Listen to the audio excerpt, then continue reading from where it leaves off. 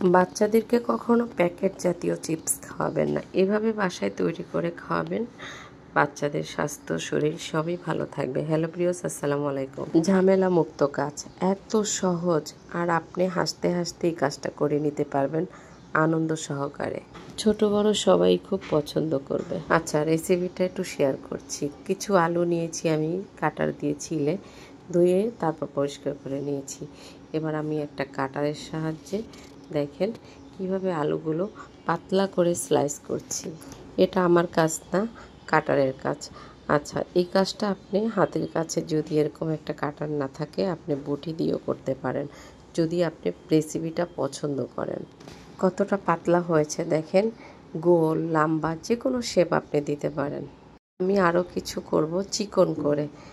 এটা দুই সাইডে দুই রকমের কাজ করে এই কাটারটা। এভাবে যদি আমরা ফ্যানের নিচে রেখে দিই তাহলে একেবারে শুকিয়ে যাবে, রোদের প্রয়োজন নেই। যত্ন করে রেখে দিলে বয়ম করে যখনই আপনি বিকেলে নাস্তা বানাবেন চট করে কিছু ভেজে নিতে পারবেন নাস্তার সাথে, অথবা এভাবেও আপনি ভেজে ডিপ লবণ দিয়ে খেতে পারেন। যত্নতেই রত্ন। আপনি যদি কষ্ট করে যে কোনো জিনিস করে নিতে পারেন, মিষ্ট করে খেতে পাবেন খাওয়ার সময়। আর আলুর চিপস কে না পছন্দ করে।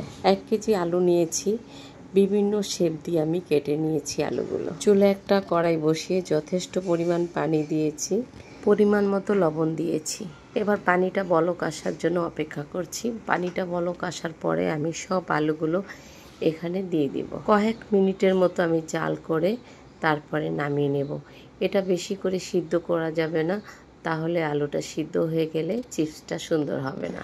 আমি যদি আলুগুলো এই যেভাবে কাটার দিয়ে কেটেছি, আমি যদি ওইভাবেই শুকিয়ে নিতাম তাহলে কিন্তু আলুর কষে কালো হয়ে যেত, তাই না? ওখান থেকে যখন আমরা প্যাকেট এরকম আলু কিনে নিয়ে আসি আর কি ভাজার জন্য কাঁচাটা, তখন কিন্তু ওরা এরকম প্রসেসিংটাই করে। এই পর্যায়ে চুলার আগুনটা বাড়িয়ে নাড়াচাড়া দিয়ে নামিয়ে নিতে হবে। বলকের জন্য ওয়েট করা যাবে না, তাহলে আলুগুলো সিদ্ধ হয়ে যাবে।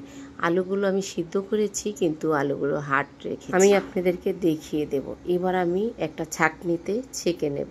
প্রতিদিনই বিকেলে কিছু না কিছু নাস্তা তো আমরা তৈরি করি, তাই না? আগে থেকেই যদি এই কাজগুলো আমাদের রেডি থাকে তাহলে আপনি সন্ধ্যায় আর কোনো ঝামেলা হবে না, বাচ্চার পড়ারও কোনো ডিস্টার্ব হবে না, ঝটপটভাবে নাস্তা তৈরি করে নিতে পারবেন। বাইরের চিপসে তো আমার মেয়ে আমরা পছন্দ করি। এভাবে আমি সবসময় চিপস করি, তাই আমি ভাবলাম আপনাদের সাথে শেয়ার করি। ভিডিওটা ভালো লাগলে একটা লাইক দিবেন, ফেসবুক পেজটি ফলো করে ইউটিউব চ্যানেলটি আমার সাবস্ক্রাইব করে দিবেন। প্রতিদিন রান্না করে আর এরকম রাখতে হবে। আলুটা দেখেন ভাঙে নাই কিন্তু, এতটা শক্ত। আসবো নেক্সট ভিডিওতে পার্ট 2 নিয়ে। ভালো থাকবেন, আল্লাহ হাফেজ।